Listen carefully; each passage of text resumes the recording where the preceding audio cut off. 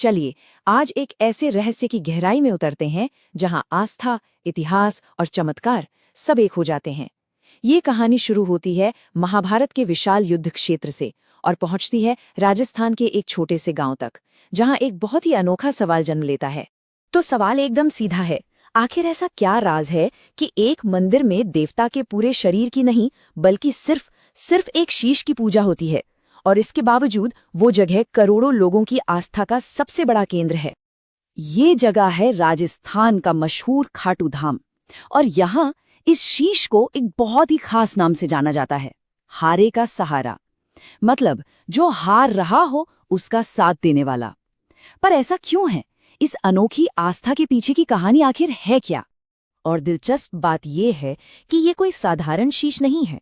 मान्यता है कि ये वही शीश है जो महाभारत के महायुद्ध का इकलौता निष्पक्ष गवाह बना था। इसने अपनी आंखों से युद्ध भूमि की हर चाल, हर विनाश और हर भावना को देखा था। चलिए इस रहस्य को सुलझाने के लिए समय में थोड़ा पीछे चलते हैं। हमारी इस कहानी की जड़ें जुड़ी हैं महाभारत काल के एक ऐसे योद्धा से जिसकी शक्ति की कोई सीमा नहीं थी, और उसका नाम था बर्बरीक। तो आखिर कौन थे ये बर्बरीक? उनका वंश सच में असाधारण था। वो पांडव, भीम और राक्षसी हिडिंबा के पोते थे, और उनके पिता थे महापराक्रमी घटोत्कच।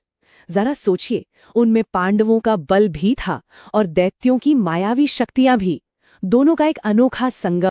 बचपन में ही बर्बरीक ने अपनी माँ को एक ऐसा वचन दिया जिसने उनके जीवन की दिशा ही तय कर दी। उन्होंने वचन दिया था कि वो हमेशा हर हाल में हारते हुए पक्ष का ही साथ देंगे।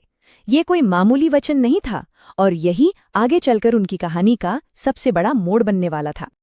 और उनकी शक्ति का स्रोत थे 3 दिव्य बाण जो उन्हें भगवान शिव की तपस्या से मिले थे। सोचिए, पहला बाण अपने सभी दुश्मनों को चुन लेता था, उन्हें मार कर देता था।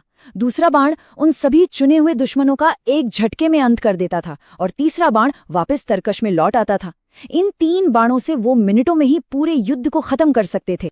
तो जब महाभारत का युद्ध तय हुआ, बर्बरीक भी अपनी माँ का वचन निभाने के लिए कुरुक्षेत्र की ओर चल पड़े।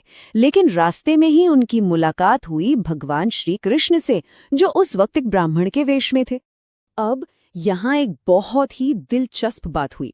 कृष्ण ने बर्बरीक को उनके वचन का विरोधाभास समझाया। जरा सोचिए, अगर बर्बरीक हारते हुए पक्ष का साथ देते तो वो पक्ष तुरंत ताकतवर होकर जीतने लगता, है ना?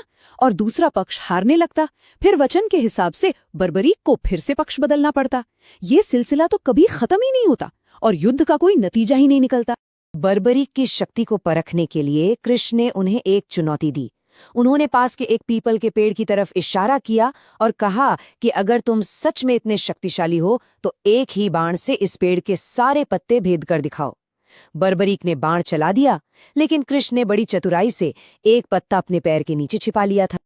और हुआ ये कि बर्बरीक का बाण पेड़ के हर एक पत्ते को भेदता हुआ सीधा कृष्ण के पैर के पास आकर रुक गया।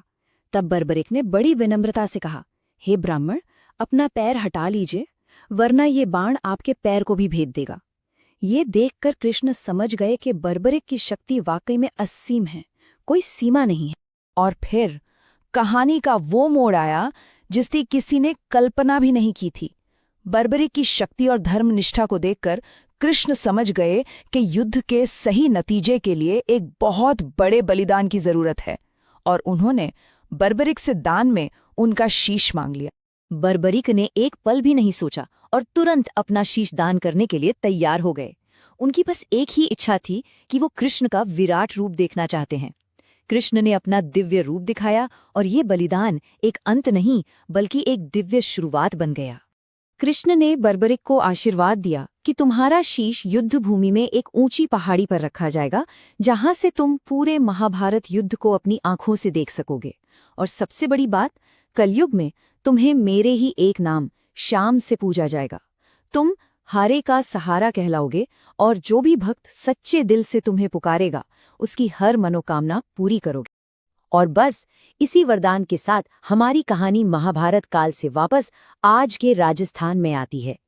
सवाल ये है कि वो दिव्य शीश जो युद्ध का गवाह बना, आखिर खाटू गांव के इस मंदिर तक पहुंचा कैसे? कथाओं के मुताबिक सदियों बाद खाटू गांव में एक गाय एक खास जगह पर जाकर रोज अपने आप दूध बहाने लगती थी। जब गांव वालों ने उस जगह को खोदा तो उन्हें वही दिव्य शीश मिला। इसके बाद वहां के राजा रूप सिंह चौहान को सपने में मंदिर बनाने का आदेश मिला और फाल्गुन महीने की एकादशी के दिन उस शीश की मंदिर में पूरे विधि विधान से स्थापना की गई। इस मंदिर से आज भी कई चमत्कार और कथाएं जुड़ी हैं। जिस जगह पर वो शीश मिला था वहां आज श्याम कुंड है और कहते हैं कि वो कभी नहीं सूखता। एक कहानी ये भी है कि जब औरंगजेब के सैनिकों ने मंदिर पर हमला करना चाहा तो पास के शिवलिंग से खून की धारा बह निकली और वो डरकर भाग गए। और आज भी लाखों भक्त अपनी मन्नतें पूरी करने के लिए निशान यात्रा करते हैं, यानी दूर दूर से पैदल चलकर यहाँ झंडे चढ़ाते हैं। लेकिन यहाँ की सबसे गहरी मान्यता ये है कि खाटू धाम की यात्रा कोई अपनी मर्जी से नहीं कर सकता। भक्त मानते हैं कि बाबा श्याम खुद अपने भक्तों को बुलाते हैं। जब उनका बुलावा आता है तभी कोई वहां पहुंच पाता है। तो महाभारत के एक महान योद्धा के बलिदान से लेकर आज के खाटू धाम में करोड़ों लोगों की आस्था तक, ये अद्भुत कहानी हमें एक सवाल के साथ छोड़ जाती है। आखिर ये अटूट विरासत किस चीज का नतीजा है? क्या ये सिर्फ आस्था की शक्ति है, एक महान बलिदान का परिणाम है, या फिर एक दिव्य चमत्कार? इसका जवाब शायद हर किसी के अपने विश्वास में ही छिपा है।